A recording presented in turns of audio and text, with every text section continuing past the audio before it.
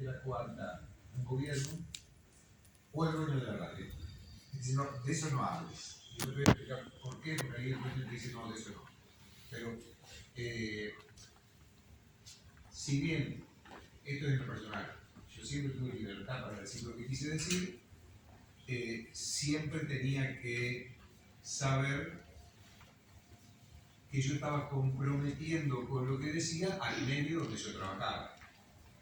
Porque ahora, si yo trabajaba en una radio que se llamaba LBA, que todavía existe, algunos lo han escuchado, LBA. Bueno, yo trabajaba en LBA.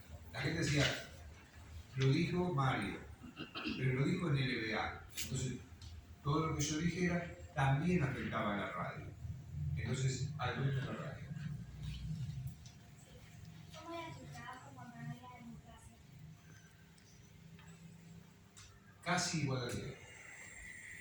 Porque vos lo mirabas de afuera y era igualito. Es como si iba a haber un carpintero. Vos lo mirás y está haciendo una silla. Está todo bien. Al día siguiente, una silla. Viene la dictadura, no hay democracia. Mira al carpintero y está haciendo una silla. La diferencia es que si el carpintero quería hacer una mesa, no lo dejaba. No es exactamente eso. Pero es lo que hace la libertad de expresión. Cuando uno lo miraba de afuera parecía lo mismo. Pero no era igual. No todo se podía decir. ¿Cómo era mi trabajo? Era igual, pero cuidándome de lo que era. ¿Podías leer todas las noticias? Sí, pero ¿por qué podía leer todas las noticias? Porque lo que se publicaba era lo que se podía publicar. Entonces vos agarrabas una noticia y se podía. Y el tema no era leer la noticia, sino las noticias que vos armabas, que vos generabas, ahí estaba el problema. Porque las que te llegaban en el diario, ya alguien las había leído y había dicho, esto no se publica, era así. Vos tenías un diario que era tuyo, donde tu empleado pagaba sueldo, la luz, el gas, el alquiler, todo, escribía la noticia y venía un señor del gobierno y te decía, a ver qué escribiste, no, esto no lo pongas. Y tú tenías que borrarlo y escribir lo que el señor de afuera te decía. Entonces cuando el diario llegaba a la radio, vos leías todas las noticias, sí, pero antes ya las habían limpiado. ¿Había música que no se podía escuchar? Sí, sí. A hoy, después de tantos años, se la conoce como listas negras. No era, sí, la lista era negra, pero no era lista de color negro. La expresión no solamente, la libertad de expresión no solamente es la que usa el periodismo, como decía hoy, e incluso la nuestra. Cuando nosotros decimos libertad de expresión, todos tenemos libertad de expresar, de salir a la calle con una bandera que diga no me gustan las obras. Y eso es una libertad de expresión. Pero salir a la calle, haces tu manifestación. Eso también es una libertad de expresión. Si alguien no te deja hacerlo, está prohibiendo tu libertad de expresión, que es un derecho que tenemos todos de expresar. Y hay formas de expresarse que son, por ejemplo, con la música o con cualquier tipo de arte. Tanto la música como la pintura, como la escultura. Si vos pintás algo que representa alguna imagen, algún momento, alguna situación que al gobierno no le gustara, el cuadro que vos pintaste lo tiraban afuera. O sea, y la música, con la música ustedes dicen muchísimas cosas. Más ahora, está el rapero que siempre está criticando cosas. Antes no se podía criticar nada de lo que hacía el gobierno. Entonces, había temas musicales que no se podían escuchar. Y yo que trabajaba en la radio, del gobierno mandaban una lista de temas que decían esto no se puede escuchar. Vale. Es decir, y había algunos músicos o cantantes que ya eran de decir mucho y que al gobierno no le gustaba. No importaba qué era lo que cantaban. Pero decían, a este no se lo puede escuchar. Pero está cantando el arroz con leche, no se lo puede escuchar. Y había música que no se lo podía escuchar. Y ellos te mandaban un listado de temas, y lo tenía que guardarlo, porque si llegabas a pasar en la radio alguno de los temas que no le gustaban al gobierno, te podían clausurar la radio. ¿Por qué? ¿Seguías haciendo reportajes cuando no había democracia? Sí, sí se seguían siendo reportajes. Ya te digo, de afuera parecía que todo estaba bien. Lo que pasa es que si reporteabas a alguien del gobierno tenías que cuidarte qué le preguntabas. Claro. Pero si le preguntabas algo que no le gusta, y por ahí terminamos preso. Sí. ¿Cómo era la vida diaria cuando no había democracia?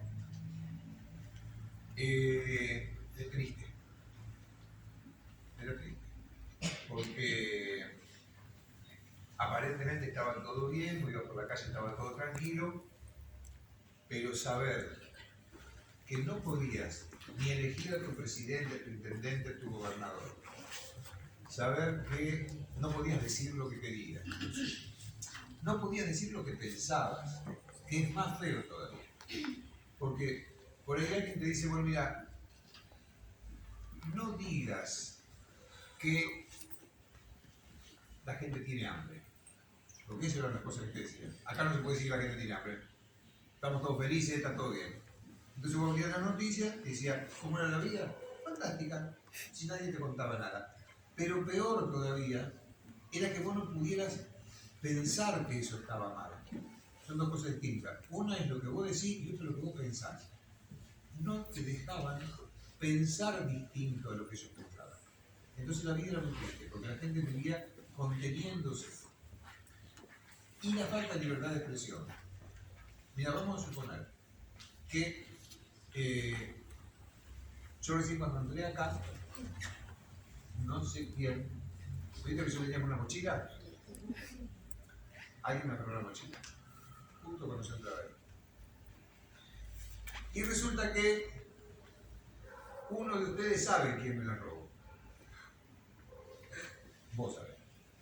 Vos sabés quién me robó la mochila. Ahora bien, si a vos te dicen, vos no podés decirle a Mario quién te robó la mochila, quién se la robó, vos te quedás callado la boca. A vos te cortan tu libertad de expresión. Vos no podés decir algo que sabés. ¿Quién se perjudica cuando a vos no te dejan decir lo que querés decir? Vos no. Me perjudiqué yo porque no pude recuperar mi mochila. ¿Está? Cuando el periodista no lo dejaban decir algo, no se perjudicaba el periodista. En realidad no era la libertad del periodista que estaba perdiendo. Era la libertad de la gente de enterarse de lo que el periodista tenía para decir y no les decía. La libertad de expresión, cuando a vos te la cortan, a vos te embroma. Pero seguro que hay otros que también están embromados cuando a vos te cortan la libertad de decir algo.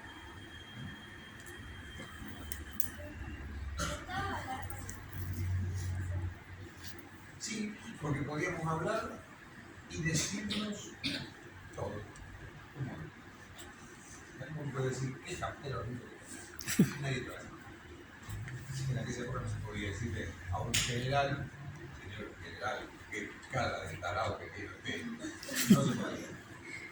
También es verdad, no hay por qué decirle a alguien que tiene cara de tarado. Mi libertad de expresión yo la puedo usar siempre y cuando a otro no le corte su libertad o no lo perjudique. Porque tampoco es cuestión de decir, yo digo lo que a mí se me antoja. Hay que tener mucha responsabilidad cuando usamos cualquiera de nuestros derechos. Yo tengo derecho a comer un plato de papa frita, pero no 35 platos de papa frita porque tu hígado va a decir, hermano, me está matando. Entonces, hay que ser responsable cuando usamos nuestros derechos. Y el de la libertad de expresión hay que cuidarlo mucho porque nos afecta mucho a todos. Y siempre mis derechos terminan, ¿dónde termina mi derecho? Donde empiezan los derechos del otro. El otro tiene derecho a que nadie le diga, gordo, horrible. Yo tengo derecho a decir lo que quiero, pero el otro tiene derecho a no escucharlo si quiere. Entonces yo en medio puedo decir lo que quiero, pero no puedo imponerle a otro que me escuche o que piense como yo. Entonces lo único es que todos podemos pensar distinto, respetando al otro decirlo. Eso es mi definición.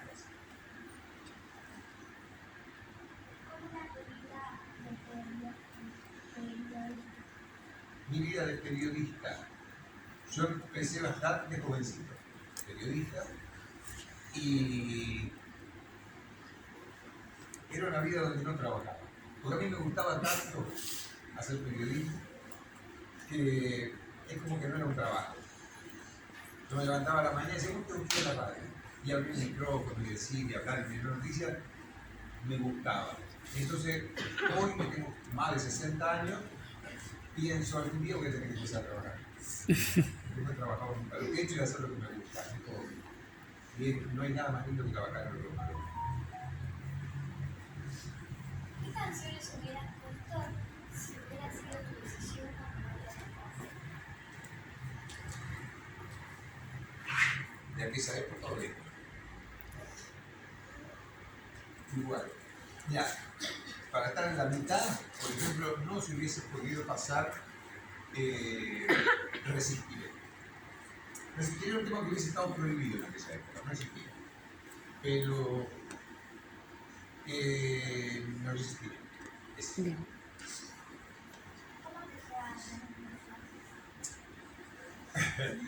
A ti se llama por un aparato infernal que ya no existe, que es como si fuera una impresora. Bueno, era lo más moderno que había. Era como una impresora de esas que yo no sé si ustedes han visto que usted ahora pone imprimir y la hoja hace y ya salió. Antes había una que hacía y había que esperar a que la hoja vaya saliendo de a poquito y iba un carrito escribiendo lo que tenía que escribir. Se llamaba teletipo, se imprimía donde yo tenía la radio, pero eso lo estaba escribiendo un señor en Buenos Aires. Por ahí llegaban las noticias, que ya estaban autorizadas. Las que no estaban autorizadas no.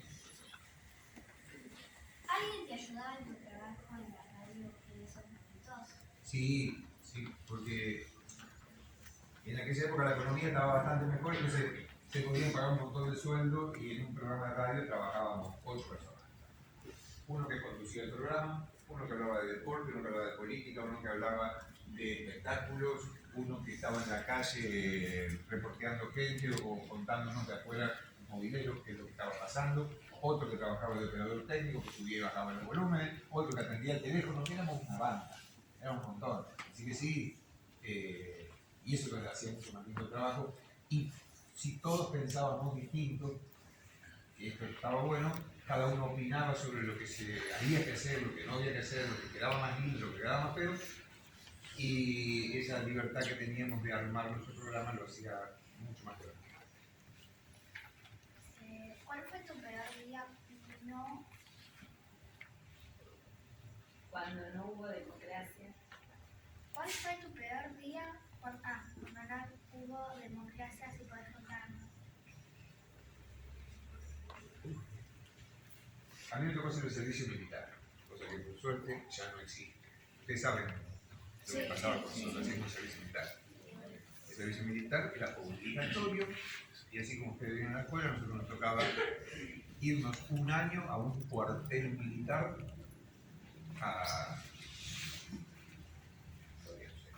a prepararnos para la guerra. No existía guerra, pero teníamos que ir a prepararnos para la guerra y estábamos un año o más lejos de la familia, veníamos a veces los fines de semana, pero nos convertían en soldados. Y así como yo te digo que a mí me gustó siempre mucho ser periodista, por eso nunca lo consideré un trabajo pesado, yo nunca pensé en ser un soldado. Y si bien la Constitución en aquel momento decía que teníamos obligación de armarnos en defensa de la patria, ¿vieron cuando llegas a probar la bandera que dice, juramos la bandera incluso hasta perder la vida?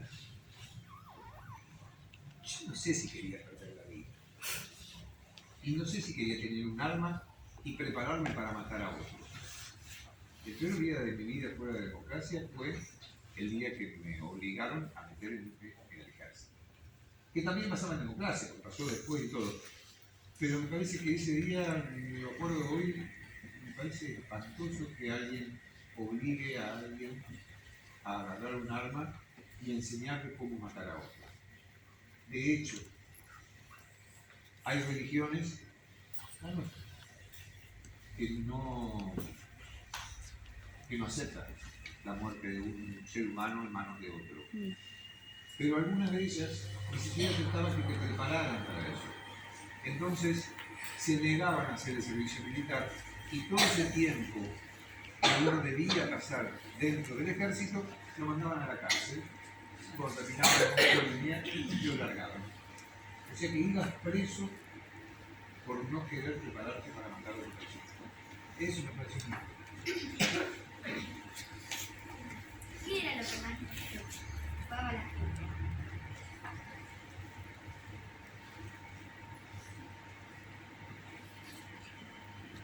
Lo que más le preocupaba a la gente era cómo íbamos a hacer para volver a la democracia.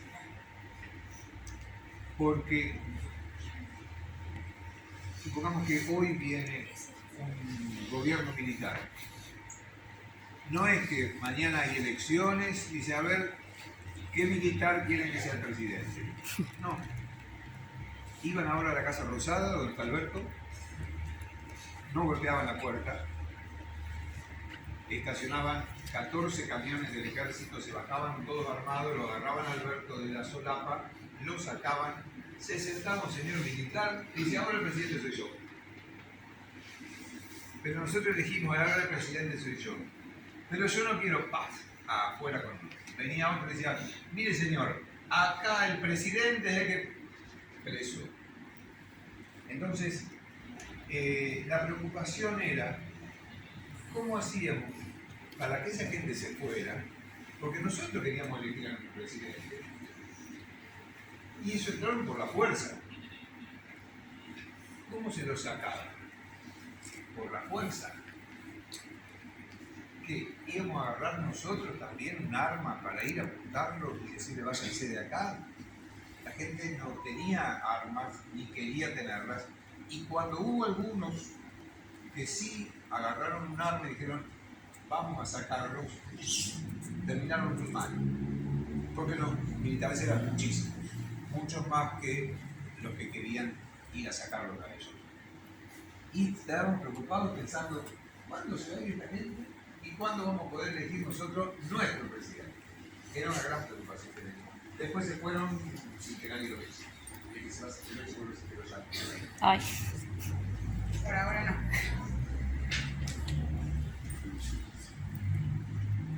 ¿Por qué quería ser presidente igual?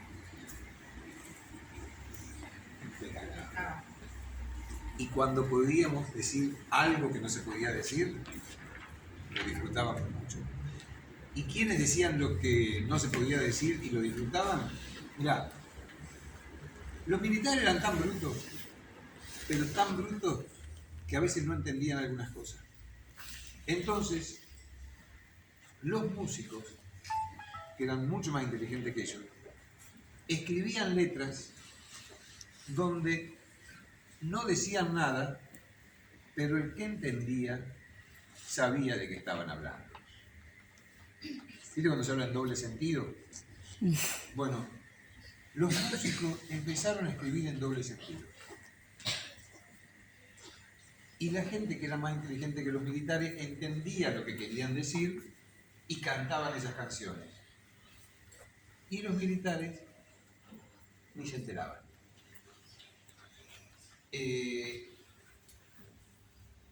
Cuando uno era periodista tenía que ingeniárselas para decir cosas sin que los brutos entendieran lo que vos estabas diciendo. Solamente lo entendían los inteligentes. A ver, si yo hablaba en inglés, ¿quiénes me entendían? Los que aprendieron inglés. Los que no. Cuando vos hablabas con un vocabulario más inteligente, entendían los inteligentes. Y los militares eran bastante brutos y a veces no entendían. Entonces no podía decir algunas cosas sin que ellos se enteraran. Por eso la necesidad de que todos estudiemos y nos preparemos para poder ver y escuchar exactamente lo que nos están diciendo cuando nos hablan. Porque todavía hoy hay gente que dice cosas y uno supone que está diciendo algo, pero está diciendo otra cosa. ¿Conocéis la canción de Dinosaurios de Charly García? Por ejemplo, esa era una de las canciones donde Charly García hablaba de dinosaurios y los militares decían, mira este chico escribió una canción sobre dinosaurios, había escrito sobre ellos. Los dinosaurios eran ellos. Sí,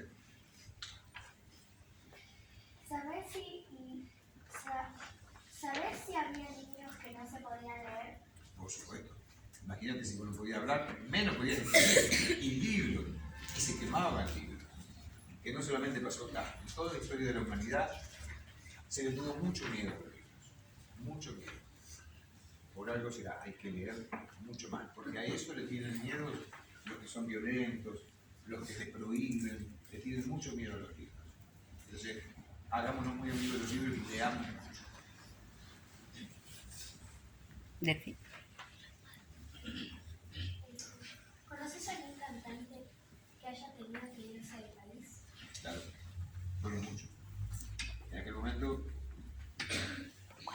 como yo te digo, al principio te decían, bueno, este tema no se puede cantar, pero después te decían, no, a este músico directamente no se lo puede escuchar. Y se lo invitaba a que se fuera del país. ¿Cómo se lo invitaba? Le ponían una bomba en el teatro donde iba a cantar. Era una especie de invitación. Andate, porque si no la próxima bomba la ponemos bajo tu cama.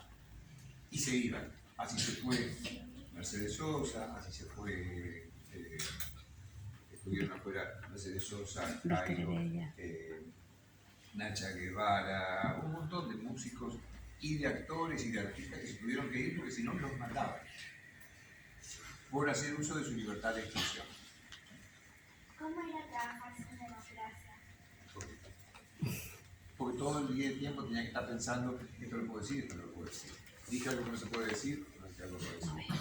Te llamaba el director y decía, ¿vos estuviste diciendo tal cosa? Sí, ¿por qué? Porque eso no se puede decir. Así tenía que estar cuidando todo el tiempo. ¿Te acordás cómo fue el primer mensaje de los militares de la gente? Sí, ¿verdad? Era igual que todos los primeros mensajes de todos los gobiernos militares. Aparecía en la pantalla de la televisión, en blanco y negro. ¿Hay vieron una televisión en blanco y negro? Sí. Hay cosas. Bueno, nosotros veíamos todo en blanco y negro. Y un día... Y la antena. Y la antena. La antena.